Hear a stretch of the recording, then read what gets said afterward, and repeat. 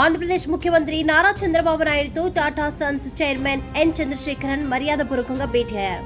ఈ సందర్భంగా రాష్ట్ర అభివృద్ధి, పారిశ్రామిక పెట్టుబడులు, టాటా గ్రూప్ ప్రాజెక్టుల పురోగతి వంటి కీలక అంశాలపై విస్తృతంగా చర్చ జరిగింది. ముఖ్యంగా ఈ ఏడాది ముఖ్యమంత్రి చేపట్టిన దావోసు పర్యటనపై చంద్రశేఖరన్ ఆసక్తిగా అడిగి తెలుసుకున్నారు. దావోసు పర్యటనను ప్రపంచ పారిశ్రామిక రంగ పోకడలను అర్థం చేసుకునే కీలక వేదికగా ముఖ్యమంత్రి చంద్రబాబు అభివర్ణించారు. పారిశ్రామికవేత్తల ఆలోచనలు తెలుసుకోవడం, ప్రపంచ స్థాయి పెట్టుబడులను ఆకర్షించడంలో ఈ పర్యటన ఎంతో ఉపయోగపడుతుందని తెలిపారు.